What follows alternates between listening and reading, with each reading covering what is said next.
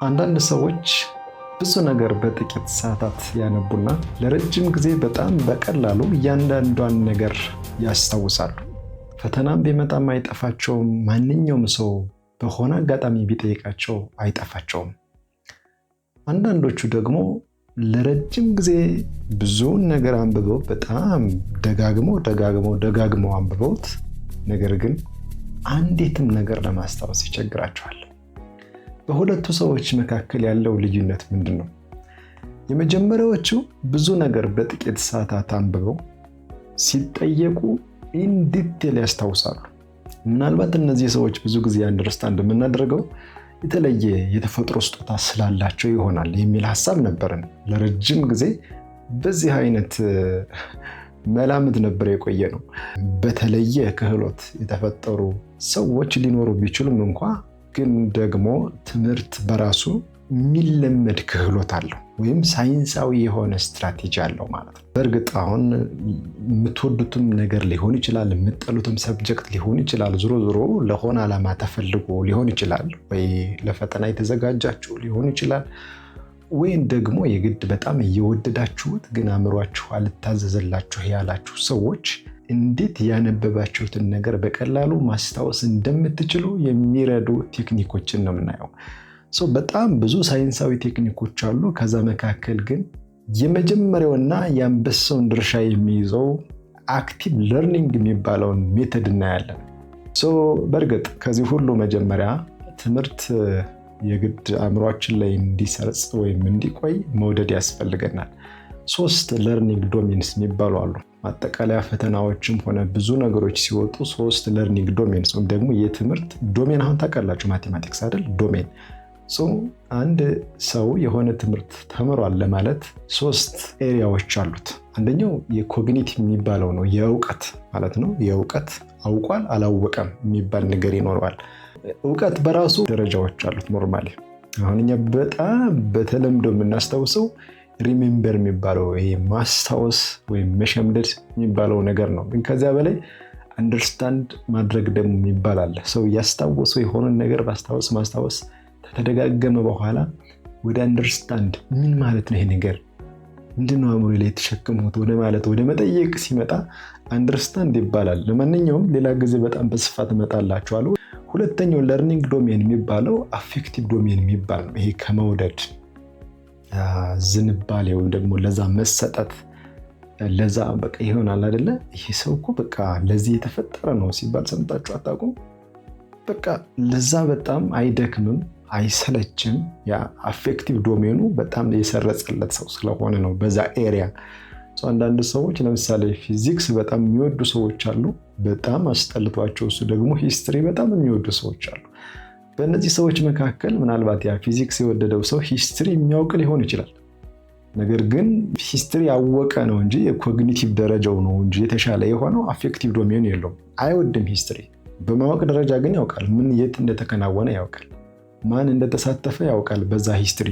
በተመሳሳይ ያ የሂስትሪ ሰው ደግሞ በጣም የማይሰለቸው ስለዛ ነገር የሚያወራው ስለዛ ነገር ቢጽፍ ስለዛ ነገር ምንም አይነት ነገር ቢያደርግ የማይሰለቸው የሂስትሪ ሰው ደግሞ ፊዚክስ ኮንሰፕቶችን ሊያስታውሳቸው ይችላል፣ ግን በጣም በቀላሉ ነው የሚሰለቸው ፊዚክስ የሚባል ቶፒክ ነገር ሲያይ ማለት ነው። ቢጠየቅ ግን ይመልሳል ኖርማሊ። በእነዚህ ሁለት ሰዎች መካከል የመውደድ ወይም ለዛ ሰብጀክት መሰጠት ወይም ለዛ ሰብጀክት ያላቸው ዝንባሌ ይለያያል ማለት ነው እንጂ እውቀታቸው በየኤሪያው ወይ ደግሞ ኮግኒቲቭ ሌቭላቸው ተመሳሳይ ነው ማለት እንችላለን ኖርማሊ። ኦኬ ኤኒዌይ፣ 3ኛው ለርኒንግ ዶሜን የሚባለው ሳይኮሞተር የሚባል ነው። ሳይኮሞተር ማለት እንግዲህ ሰው አወቀው፣ ወደደው፣ ሰው ይተገብረዋል። ለምሳሌ አንድ ፊዚስት ያ እውቀቱን ያውቀዋል፣ ለዛ በጣም ፍቅር አለው፣ ዝንባሌ ያለው ሰው ምን ያደርጋል? ያንን በፊዚክስ የተማረውን የሰለጠነውን ነገር በየዕለት ህይወቱ ይጠቀምበታል ማለት ነው። ኤቭሪቲንግ ቴምፕሬቸር ይሁን ኤሌክትሪሲቲ ይሁን ሞሽን ኤቭሪቲንግ በዛ ቶፒክ በፊዚክስ ኤሪያ ውስጥ ያሉ ኮንሰፕቶችን በየዕለት ህይወቱ ይጠቀምባቸዋል ማለት ነው። ህይወቱን ቀለል ለማድረግ ይጠቀምበታል።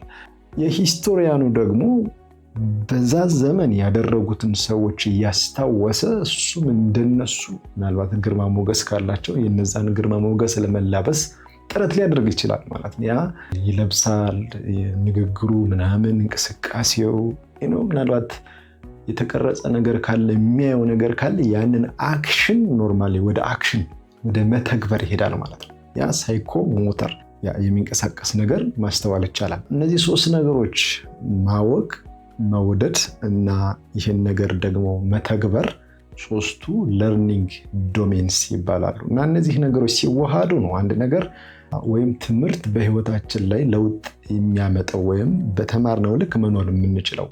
ስለ ኮሚኒኬሽን ተምረን ስንወጣ የምንረሳው ከሆነ ያ ኮሚኒኬሽን መማራችን ጥቅም የለውም። ስለ ራይቲንግ ስኪል ተምረን ያ እንዴት መጻፍ እንዳለብን የተማርነው ነገር ከክላስ ስንወጣ ወይ መጽሐፉን ስናስቀምጠው የምንተው ከሆነ አሁንም በጣም አስቸጋሪ ሁኔታ ውስጥ ያለ ነው፣ አይጠቅመንም ማለት ነው። ኤኒዌይ ትንሽ ሪሌትድ የሆነ ነገር ሪሄርስ አድርጌያቸዋለሁ። ወደ ያነበባችሁትን እንዳትረሱ ስለሚያደርገው የመጀመሪያው በጣም እንግዲህ 5 ናቸው። በተከታታይ 5 የተለያዩ ቪዲዮዎችን እሰራላችኋለሁ። ኖርማሊ ግን የዛሬው አክቲቭ ለርኒንግ የሚባለው ወይ ደግሞ ለርኒንግ ባይ ዱይንግ የሚባል በጣም ብዙ ቦታ ላይ አገልግሎት የሚውል ነው። ሌትስ ሳይ መጽሐፍ ከሆነ መጽሐፍ ታነባላችሁ፣ ታነባላችሁ። ብዙ ሰው ሰምታችሁ ሊሆን ይችላል። እንዲያውም አንድ ሰንበዴ ነፍሱን ይማረውና 14,000 መጽሐፍ አንብቤያለሁ አለ። ማነው? ባቡጂ ነው የሚባል እንግዲህ ስሙ ቷል። ኖርማሊ 14,000 መጽሐፍ ግን እንዴት እንዳነበበ ለማሰብ በጣም አስቸጋሪ ነው። በእርግጥ ብዙ ሰዎችንም ትሰማላችሁ ወደ 500 ፔጅ ምናምን እንዲህ በ2 ቀን ጨረሱት እኮ ይላሉ። ይጨርሳሉ። የትኛውም ቋንቋ ሊሆን ይችላል፣ እንግሊዘኛም ሊሆን ይችላል፣ አማርኛም ሊሆን ይችላል። ብቻ ልቦለድም ይሁን ምንም ይሁን ወደውትም ይሁን ብቻ ለማንበብ ለመዝናናት ለመደበርም ሊሆን ይችላል። ያነቡታል። ጨረስነው እኮ ይላሉ። እናንተ ደግሞ ገና ጀምራችሁት ኖርማሊ ግማሽ ሳትደርሱ እነሱ ሊጨርሱት ይችላሉ። ምናልባት በሁለታችሁ መካከል ያለው ልዩነት ይሄ አክቲቭ ለርኒንግ የሚባለው የያጠናን ስልት ተለያይቶ ሊሆን ይችላል። ባይ ዘ ወይ ይሄ አክቲቭ ለርኒንግ የሚባለው በጣም በአሁኑ ሰዓት እየተተገበረ ያለ እንዲሁም ሰምታችሁ ሊሆን ይችላል። ከቲቸር ሴንተርድ ወደ ስቱደንት ሴንተርድ ይቀየር ይባላል የትምህርት ስርዓት አይደለ? አንዳንድ ጊዜ እንዲህ አይነት ወሬዎች ሰምታችሁ ሊሆን ይችላል። ማለት መምህሩ ብቻ ከሚያወራ ከሚያስተምር ተማሪውም የሆነ ሚና ሊኖረው ይገባል የሚል ነው። ኖርማሊ ምን ማለት ነው? ያ መምህሩ ዝም ብሎ አስተምሮ ብላክቦርድ ላይ ምናምን የሆነ ነገር ላይ ጽፎ ጻፍ አድርጎ ያለውን ነገር ይልና ይወጣል። ተማሪው ጸጥ ብሎ አሜን ያለ ይቀበላል ማለት ነው። ያ ፓሲቭ ኤንድ አክቲቭ የሚባሉ ነገሮች አሉ። ስለዚህ አሁን መምህሩ ብቻ ተናግሮ የሚወጣ ከሆነ ያ ተማሪዎች በፓሲቭ ስቴት ነበሩ ማለት ነው። ፓሲቭ አክቲቭ የሚባለው ነገር ግን እንቅስቃሴ ሲኖር ያ ልክ አሁን ቪዲዮ ከማየት የተለየ አሁን ቪዲዮን እያያችሁ ነው። ኖርማሊ ምን እያደረጋችሁ እንደሆነ ምንም የምሰማው ነገር የለም። እየተመቻችሁ ይሆን እያልተመቻችሁ ይሆን እየተሰማችሁ ይሆን እያልተሰማችሁ ይሆን አይዶንት ኖ አላውቅም። ይሄ ፓሲቭ ስቴት ላይ ስለሆን ማለት ነው።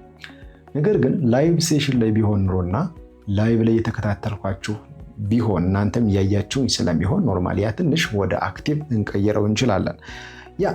አሁን ይሄ የአክቲቭ ለርኒንግ የሚባለው ነገር ለርኒንግ ባይ ዱይንግ የሚባለው በቃ እያነበቡ ምን እያነበቡ እንደሆነ ተሳታፊዎች ወይም ሰልጣኞች ወይም ተማሪዎች ራሳቸውን እንዲጠይቁ እዛ ጋር ተሳትፎ እንዲያደርጉ ማለት ነው። አንድ ነገር ነበር። ለምሳሌ የኢለርኒንግ የሚባል ትሬኒንግ ነበረን የሆነ ሰዓት ላይ እና እዛ ኢለርኒንግ ላይ ኖርማሊ አሁን እንግዲህ ማን እንደገባ አይታወቅም። ያው በዩዘር ኔሙ ነው የሚታወቀው። ግን ኮሜንት ጻፉ ይባላል። ኮሜንት ጻፉ ሲምፕል እኮ ወይም የሆነ ጓደኞች ሁለት ሰዎች ጋር ሄዶና የነሱን ኮሜንት ላይክ አድርጉ ወይም ለጥያቄዎቻቸው መልስ ስጡ እንባላለን። የግድ አሁን ያ በጣም ተራ ነገር ነው። ግን ደግሞ ኢንጌጅመንት የሚባል ነገር አለ። ኢንጌጅመንት መሳተፍ ነው አይደለ? ለምሳሌ አሁን ይህን ቪዲዮ አይታችሁት ሊሆን ይችላል፣ እንዳያችሁ ታውቀዋለሁ። ግን ማን እንዳየው ወይም ደግሞ ምን ያክል እናንተ ጋር ያለው ተጽዕኖ ምን ያክል እንደወደዳችሁት አላውቀውም። ስለዚህ ላይክ ብታደርጉ፣ ለምሳሌ ኮሜንት ብታደርጉ ወይም ሼር አድርጋችሁ ቢሆን ሼር አድርገዋል፣ ላይክ አድርገዋል፣ ኮሜንትም አድርገዋል። ይሄ ኢንጌጅመንት ይባላል። ኢንጌጅመንት ተሳትፎ ለመኖራቸው ማሳያ ማለት ነው። ያ እና ተሳታፊዎች ወይም ተማሪዎች አሁን ክላስ ውስጥ ለምሳሌ ይሄንን መተግበር የሚያስፈልግ ቢሆን መማር ብቻ ሳይሆን ማዳመጥ ብቻ ሳይሆን እስኪ ምን ተረዳችሁ ተብለው ይጠየቃሉ ማለት ነው። ሜይ ቢ በጣም ሲምፕል የሆነ ቶፒክ ሊሆን ይችላል፣ ግን for the sake of just making them engaged in that session normally ይህ አይነት ነገር ሊደረግ ይችላል። ተማሪዎች ሳትደናገጡ ወይም ሳይደናገጡ እንዲመልሱ ይጠበቃል ማለት ነው። ይህ አንዱ ነው። ስለዚህ ሌላ ደግሞ ኢንተራክሽን ዝም ብሎ አሁን ተማሪ ሲቀመጥ ዞሮ ይቀመጥ ይችላል አይደለ? ወይ ነው ጆሮ ከሰማ ምን ችግር አለው ፊቱን ዞሮ ቢቀመጥ? ያ ግን ፊት ለፊት መቀመጡና መምህሩ የሚያደርገውን ነገር ወይም ደግሞ ሌላ የቲቪ ፕሮግራም ከሆነ ደግሞ ፕላዝማ ከሆነ ደግሞ ያን እየተከታተለ እንደሆነ መምህሩ እንዲያየው ማድረጉ ያ ኢንተራክሽኑ በራሱ የአክቲቭ ለርኒንግ አስፔክት ነው ማለት ነው። ስለዚህ ያ ጀስት ኢንጌጅ ማድረግ ኢንትራክት ማድረግ መስተጋብር ይኖራል ማለት ነው። ግብረ መልስ ይኖራል ማለት ነው። ሪፍሌክት ማድረግ ምን ተረዳ ከዚህ ነገር፣ ምን ተረዳችሁ ከዚህ ነገር ተብሎ ተማሪዎች እንዲጠየቁ ያስፈልጋል ማለት ነው። ይሄንን ነገር ሞር አፕላይ ለማድረግ ማለት ነው። ብዙ ጊዜ ያው እንግዲህ ቱዌይ ኮሚኒኬሽን ነው ይሄ። ኖርማሊ ቱዌይ ማለት ተማሪዎች በዛ ሰዓት ሲማራሉ፣ ያውቃሉ፣ ያስባሉ። በተመሳሳይ ደግሞ ሊጠየቁ እንደሚችሉ ስለሚያስቡት በምን መንገድ መግለጽ እንዳለባቸው አእምሯቸውን ያስገድዳሉ ማለት ነው።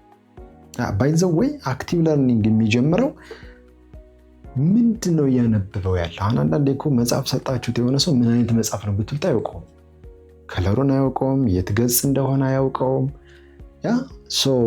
ምን እንደተጻፈ አያውቀውም። አክቲቭ ለርኒንግ ምን ላይ እንደተጻፈ፣ በምን ቋንቋ እንደተጻፈ፣ በምን አይነት አጻጻፍ እንደተዘጋጀ መለየት እሱን የሚያጠቃልል ነገር ነው። እንዲህ አይነቱ ስትራቴጂ ኖርማሊ በጥናት እንደተረጋገጠው ከሆነ ወይም ሳይንስ የትምህርትን በተመለከተ ማለት ነው እንደተረጋገጠው ከሆነ ተማሪዎች አዳዲስ ሀሳብ እንዲያፈልቁ ወይም ደግሞ የተሰማቸውን ነገር ሀሳባቸውን ሪኮንስትራክት አድርገው ካነበቡት ነገር ለመምህሮቻቸው ሊሆን ይችላል ወይም ደግሞ ለጓደኞቻቸው ሼር እንዲያደርጉ የሚያስችልና ሞር የአእምሮ ብቃታቸው በጣም የተሻለ እንዲሆን የሚያደርግ የአጠናን ወይም ደግሞ የትምህርት ስታይል ነው ማለት እንችላለን። ኖርማሊ ስትራቴጂ ነው። በዚህ በነገራችን ላይ if you are active learner ከብዙ ሰዎች ጋር ትጣላላችሁ። ከብዙ ሰዎች ጋር ምን ይገጥማቸዋል መሰላችሁ? ሰዎች ብዙ ስፔሊንግ ሲሳሳቱ ታያቸዋላችሁ። የሚጽፉት ነገር ላይ ስፔሊንግ ሲሳሳታሉ። እንዴ ምንድነው ይሄ ትላላችሁ። ወይ ደግሞ እንግሊዘኛ ላይ ኖርማሊ ሞሮፍ እንግዲህ ብዙ ፓርትስ ኦፍ ስፒች አለ አይደለ? ወይ አድቨርብ ወይ ኮንጃክሽን ወይ ደግሞ እንዲሁም አንድ ታዋቂው ዩቲዩበር እና ያወራ ያለ በጣም ደስተኛ ነኝ ለማለት አም ኢንተረስቲንግ እያለ ይናገራል። አም ኢንተረስቲንግ በጣም ፌመስ እኮ ነው። ይሄን ሚሊዮን ሰብስክራይበር ያለው ነው። በቃ ሄዝ ኖርማሊ ምንድን ነው የሚባለው የቪዚቲንግ ዩቲዩበር ነው የሚባለው። ኤኒዌይስ ከቦታ ቦታ የሚንቀሳቀስ ነው እና የሆነ ቦታ ላይ ተደመምኩኝ፣ በጣም ተደሰትኩኝ ለማለት አም ቬሪ ኢንተረስቲንግ እያለ ያወራል እና if you know about participle እንግዲህ ጀረንድ ፎርም እና እንግዲህ ኢዲ ፎርም አለ አይደለ? ስለዚህ ኢንተረስትድ እና ኢንተረስቲንግ የሚባሉ ነገሮች አሉ። ማን ለሰው ነው፣ የትኛው ለእቃ ነው፣ የትኛው ለሁነት ነው የሚለውን ነገር ኖርማሊ መለየት ይቻላል። ሰው የሚጠበቀው የነበረ አይም ቬሪ ኢንተረስትድ ምናምን እንዲል ነበረ፣ ግን አይም ቬሪ ኢንተረስቲንግ ይላል እና ሰዎች በደንብ አክቲቭሊ እያዳመጡ ስለሆነ አክቲቭ ለርኒንግ ማለት ሲያዳምጡ ምን እያዳመጡ እንደሆነ፣ በምን አይነት ያነጋገር ስታይል እያወራ እንደሆነ አፉን ሲከፍተው ሞሮፍ እንዴት ነው የቃል አጠራሩ እንዴት ነው፣ እሱን ነገር ኢንጆይ ታደርጋላችሁ። ያ የአክቲቭ ለርኒንግ ነው። አለሁ ማለት ነው። በዛ ሰዓት ይቆየኝ ዝም ብሎ ቦታውን ልሙለውና በኋላ አነበዋለሁ የሚል ሀሳብ ሳይሆን ምን እያዳመጣችሁ እንደሆነ ራሳችሁን በዛች ቅጽበት ትጠይቃላችሁ ማለት ነው። ኦኬ የሚገርም ነገር። አሁን ሰው ብዙ ጊዜ እንዲህ የተሻለ የሚባለው ነገር አክቲቭሊ ተማሩ ከሚባለው ውጭ ዝም ቢባሉ አሁን የሆኑ ሰዎች መንፈሳዊ ቦታዎች ላይ ሄደው አእምሯቸው ሰብሰብ ቢልና በተሻለ መጠን ያዳምጣሉ የሚሰበከውን ነገር። ምናልባት በዛ ስብከት ጸድቃለሁ ብሎም በማሰብ ሊሆን ይችላል ኖርማሊ። ግን ደግሞ አእምሯቸው መሰብሰቡ የአክቲቭ ለርኒንግ ስትራቴጂን የተገበረ ነው። እንግዲህ ቢታወቅም ባይታወቅም በዛ ሰዓት አክቲቭ ለርኒንግ ሰዎች የሚናገሩትን ተማሪዎችም ከሆናችሁ እያነበባችሁ ያላችሁትን በምን መንገድ ነው የተጻፈው፣ ምን ቴንስ ነው፣ የሚገርም ነው። የቃል አመራረጡ ምን ይመስላል፣ ምን ሊል ነው የፈለገው። አንዳንዴ እኮ ስህተትም ሊሆን ይችላል። አሁን ቴክስት ቡካቸውን አይታችሁታል። ያ ከተማራችሁት የእንግሊዝኛ ግራመር ከተማራችሁት ኦቨርኦል የፓርትስ ኦፍ ስፒች አጠቃቀም ጋር እዚህ ኦኬ እሱን ነገር ሁሉ ማየት የሚጠይቅ ነገር ነው። ተብዙ ሰው ጋር ትጣላላችሁ ምላችሁ ሰው ዝም ብሎ እንደመጣለት አሁን ስፖክን እንግሊሽ ኤንድ ሪትን እንግሊሽ የሚባል ነገር አለ አይደል? መጻፍ ያለበት እና መነገር ያለበት እንግዲህ የተለያየ ነው። ሰው እንደ ሀሳቡ ያውራ ይባላል። እንግዲህ ስፖክን እንግሊሽ ዞሮ ግራመር ላይ ጠብቅ ምናምን ይችላል። እና ምን ልትል ፈልገህ ነው ያላችሁ ልትጣሉ ትችላላችሁ። ዛት ኢዝ ኦኬ ቢኮዝ ዩ አር ኦልሬዲ አክቲቭ ለርነር ስለሆናችሁ ነው ኖርማሊ የተፈጠረው።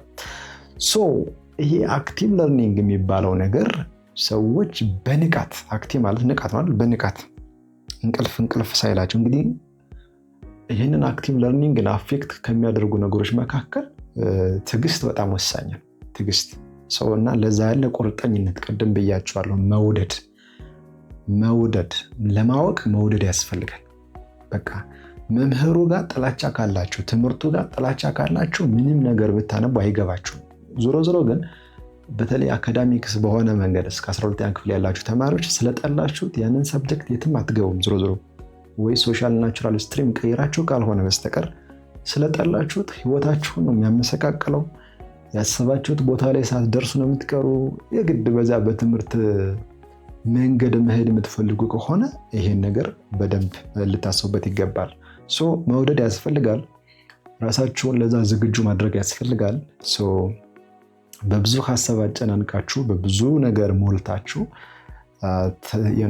ዝላችሁ ደክማችሁ ሳለን የክላስ መሄዳችሁን አልደግፈውም። አክቲቭ ሆናችሁ እንቅልፍ ማግኘት ባለባችሁ ሰዓት ልክ አግኝታችሁ ምግብም ከሆነ ሌሎች ኢነርጂ ሰብሰብ አድርጋችሁ አክቲቭሊ መከታተል መቻል ማለት ነው። እንዲያት ሲሆን 40 ደቂቃም ከሆነ ከዛ በላይ እንደየብቃታችሁ ማለት ነው።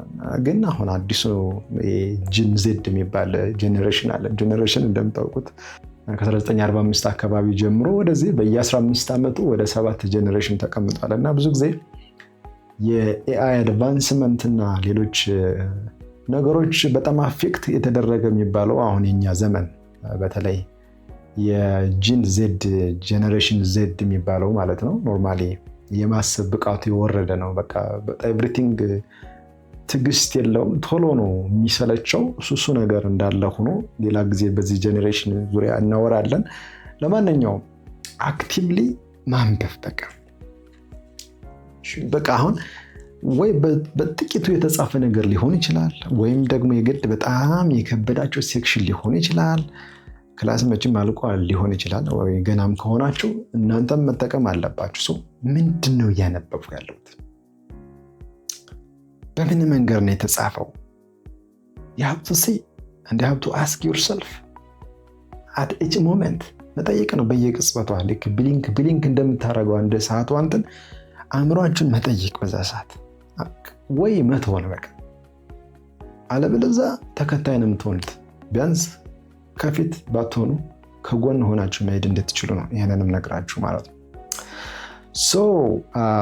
ተማሪዎች በዚህ መንገድ መተንተን እንዲችሉ፣ ነገሮችን ጀስት እያያዙ መረዳት እንዲችሉ፣ በህይወታቸው ላይ መተግበር እንዲችሉ፣ ከመሸምደድ በዘለለ ክሪቲካሊ እንዲያስቡና በየዕለት ችግራቸው መፍትሄ ለማመንጨት እንዲጠቀሙበት የሚያነቡትን ነገር፣ የሚሰሙትን ነገር፣ የሚመለከቱትን ነገር አክቲቭሊ ጀስት በመማር ይሄን ነገር መጠቀም በጣም ፈጣኑና እንደውም እንዲህ ነው የሚለው አክቲቭ ለርኒንግ ኦር ለርኒንግ ባይ ዱይንግ ይባላል ብያቸዋለሁ። እየሰራችሁ ምንድን ነው የምትሰሩት? ለምሳሌ ሜይ ቢ ጀስት ያነበባችሁት ያለውን ነገር እኮ ወደ ሆነች ነገር እየቀየራችሁት ሊሆን ይችላል። ኖርማሊ ያ ኦኬ እንዲህ ባደርገው ያላችሁ እኮ ሊሆን ይችላል የተገበራችሁት። ግን ደግሞ ኢቭን የተጻፈው ቀድሞ ስለተጻፈ ነው እንጂ እናንተም እየጻፋችሁት ሊሆን ይችላል እኮ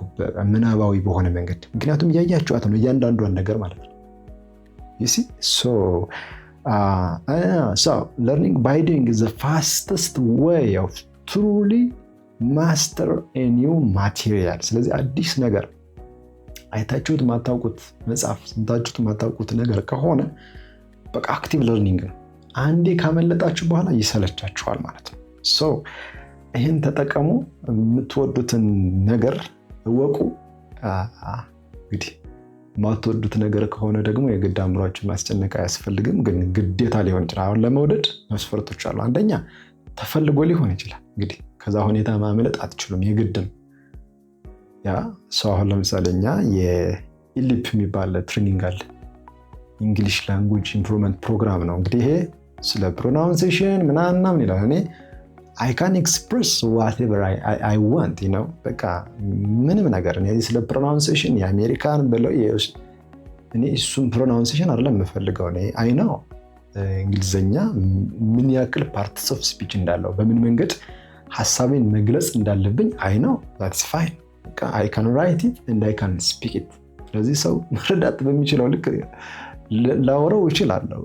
ዞሮ ምን ልላችሁ ነው፣ ያን ትሬኒንግ አሁን አልወደውም፣ ግን ፈተናዎች ሊኖሩ ይችላሉ። ወይም በየዕለቱ የምንሰራቸው አሳይመንቶች አሉ። ለዛ የግድ አንዳንድ ሴክሽን ላይ አክቲቭሊ የግድ ማንበብ አለብኝ ማለት ነው። ስለተፈለገ ብቻ ስለተወደደ ብቻ ሳይሆን ስለተፈለገም የግድ ያንን ማቴሪያል ማወቅ ይገባችሁ ይሆናል ብዬ አስባለሁ። አይ ቲንክ የሆነ ነገር እንዳገኘች ተስፋ አደርጋለሁ። በቀጣይ እንድንገናኝ ሰብስክራይብ ብታደርጉ በጣም መልካም ነው ብዬ አስባለሁ። ሰላም።